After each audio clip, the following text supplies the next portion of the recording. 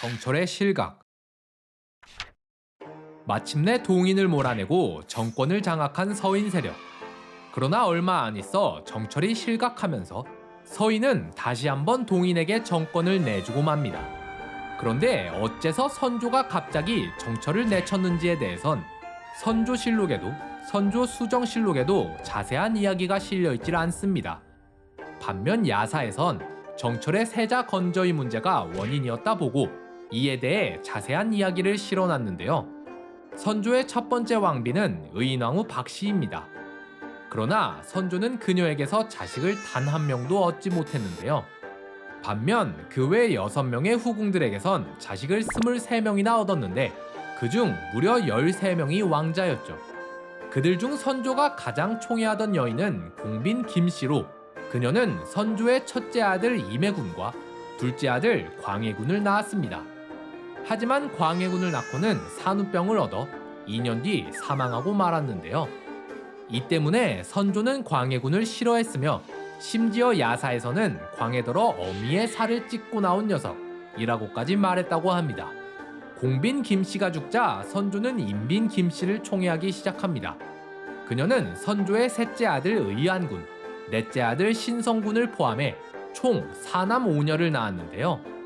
선조는 이 중에서 신성군을 특히 좋아했습니다. 시간이 흘러 의인왕후가 계속해서 아이를 낳지 못해 세자 자리가 오래도록 비어있자 대신들은 서자들 중에서라도 세자를 책봉해야 하는 거 아니냐는 생각을 하게 됩니다. 이때 영의정은 이산해, 좌의정은 정철, 우의정은 류성룡이었는데요. 먼저 말을 꺼낸 이는 류성룡으로 그는 정철을 찾아가 의견을 물었는데 정철도 그의 의견에 동의합니다. 그럼 우상께선 누가 세자로 가장 적당하다고 생각하십니까? 아무래도 광해군이 제일 낫지 않겠습니까? 나도 그렇게 생각합니다. 그럼 영상께도 한번 의견을 여쭤보도록 합시다.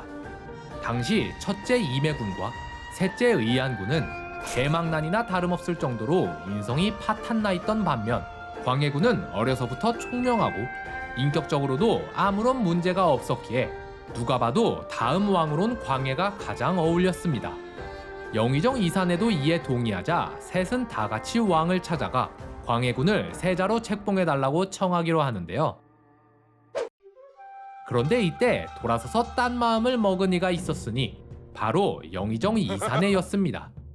이산해는 선조가 광해군을 미워하고 신성군을 총애한다는 사실을 알고 있었기에 어차피 이게 안 될 거라고 생각했습니다. 따라서 오히려 이걸 역이용하면 정철을 제거할 수 있는 절호의 기회라고 생각한 건데요. 이산해는 임빈 김씨의 오빠 김공량을 찾아가 이렇게 말합니다. 좌의정 정철이 자네와 신성군 모자를 죽이려 하네. 그러자 오빠를 통해 이 얘기를 전해들은 임빈 김씨는 곧장 선조를 찾아가 살려달라며 울고불고 매달립니다. 이때까지만 해도 선조는 별일 아니라고 생각했습니다. 그리고 약속한 날짜가 되자 병을 핑계로 나오질 않는 이산해. 다시 날짜를 잡아도 이산해가 계속 병 핑계를 대며 나오질 않자 정철과 류성룡은 어쩔 수 없이 둘이서라도 선조를 만나러 갑니다. 그런데 신중한 성격의 류성룡이 잠깐 망설이는 사이 성격 급한 정철이 먼저 말을 꺼내버리는데요. 전하, 이제 세자를 책봉하시어 국본을 바로 세우소서.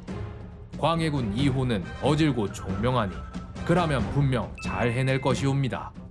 그러자 선조는 임빈 김씨에게서 들은 대로 정철이 광해를 왕으로 세우기 위해 김씨와 신성군을 죽이려는 줄 알고 그에게 역정을 냅니다. 내 아직 나이가 젊거늘 그게 무슨 말인가? 그렇게 이산해의 계획대로 정철에게 잔뜩 화가 난 선조. 동인 측은 이때다 싶어 정철을 극력 탄핵하기 시작했는데 선조는 기다렸다는 듯이 이를 수용합니다. 정철을 바직하라. 그러더니 얼마 안 있어 아예 정철에게 유배령을 내려버리고 정철을 유배토록 하라. 서인의 핵심 인물을 조정에서 내쫓더니 다시 동인 측 인사들을 불러들이는데요. 한편 이때 동인 측에선 이 기회에 정철을 죽여버리자는 세력과 그래도 살려두자는 세력으로 나뉘어지는데 강경파는 북인이라고 불리고 온건파는 남인이라고 불리게 됩니다. 강경파 부기는 앞서 기축옥사로 크게 화를 입은 자들이 많았습니다. 죽은 이발, 최영경을 따르던 자들과 정철 제거에 앞장선 이산해, 그리고 정인홍을 비롯한 조식의 제자들이 속해 있었죠. 남이는 상대적으로 기축옥사에서 타격을 덜 받은 자들로 류성룡을 포함한 이황의 제자들이 주로 속해 있었습니다. 만약 기축옥사의 배우가 선조가 맞다면 사실상 북인과 남인을 나눈 건 선조라 봐야겠죠. 종계변무. 과거 고려 말 이성계가 공양왕을 옹립한 지 얼마 안 됐을 때 윤희 이초의 난이란 사건이 발생합니다. 윤희와 이초란 자가 이성계를 제거하기 위해 명나라로 가서 그를 모함한 건데요. 이성계가 왕창을 패하곤 자기 사돈 집안인 왕유를 왕으로 세웠습니다. 그 후 이 둘이 뜻을 합하여 명을 치려하였으나 이색 등이 반대하자 이성계가 이들을 모두 죽여버렸다 하옵니다. 앞뒤도 안 맞고 말도 안 되는 일이었기에 오히려 이 때문에 이색 등이 죽을 위기에 처하기도 했습니다. 그런데 이때 이들이 말도 안 되는 헛소리를 하나 더 했으니 이성계는 권신 이이님의 아들이옵니다. 라고 한 건데요. 이성계는 오히려 이이님과 정적 사이로 그를 몰아내는데 1등 공신이었습니다. 그런데 그런 이성계가 이이님의 아들이라니 말도 안 되는 소리였지만 문제는 명나라가 이걸 고지고대로 믿어버린 거예요. 심지어 명나라 태조실록과 대명회전에 이성계를 이이님의 아들로 기록하기까지 했는데요. 이성계 측은 이런 말도 안 되는 일이 일어났을 거라곤 상상도 못했기 때문에 아예 이 사실을 모르고 있었습니다. 그런데 태조 3년 명나라 사신이 가져온 문서를 통해 이 황당한 사실을 전해 듣게 되는데요. 조선 태조는 고려 신하 이이님의 아들인 성계로서 지금의 이름은 단이다. 조선에선 이이님을 간신으로 여겼습니다. 고려사에도 이이님은 간신열전의 이름을 올리고 있죠.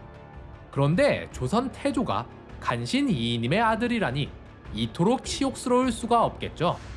조선은 계속해서 이를 고쳐달라고 요구했지만 명나라는 들은 채도 안 합니다. 오히려 이후 명나라는 이 기록을 역이용해서 조선에 압박을 가하기도 했는데요. 거기다 중종 13년 명나라의 사신으로 갔던 자가 대명회전을 가지고 왔는데 거기엔 더 충격적인 내용이 실려 있었습니다. 이이님과 그의 아들 이성계는 4명의 고려왕을 죽이고 나라를 얻었다. 간신 이이님의 아들인 것도 억울해 죽겠는데 심지어 왕을 4명이나 죽인 역적이라니. 중종은 즉시 사신을 보내 이를 수정해 줄 것을 요청했지만 명나라는 이번에도 들어주지 않았죠. 그렇게 명종 때에도 진전을 못 보이다 결국 선조 때까지 일이 넘어오고 만 겁니다. 선조 17년 조선에 계속되는 간청에 드디어 기록을 수정했다는 소식을 들었지만 명나라에선 수정된 기록을 보여주진 않았습니다. 그리고 선조 20년 조정에서는 유홍을 사신으로 파견해 다시 한번 대명회전에 실린 기록을 보여달라고 부탁했는데요. 그런데 명나라가 또 거절하자 유홍은 머리를 땅에 찧어 피를 철철 흘리면서까지 간청을 합니다. 그러자 명나라는 결국 조선이 원하는 기록을 발췌해 건네주었죠. 그렇게 무려 200년을 질질 끈 끝에 잘못된 기록이 수정된 겁니다. 종실의 혈통과 관련된 기록을 종계라 하고 억울한 일에 대해 변명을 해 고쳐내는 걸 변무라 하여 이 사건을 종계변무라고 부릅니다. 그렇게 종계변무를 달성해내며 조정이 환희의 도가니에 빠진 사이 조선에는 어두운 그림자가 드리우기 시작했으니 바로 일본의 침략이 예고된 겁니다.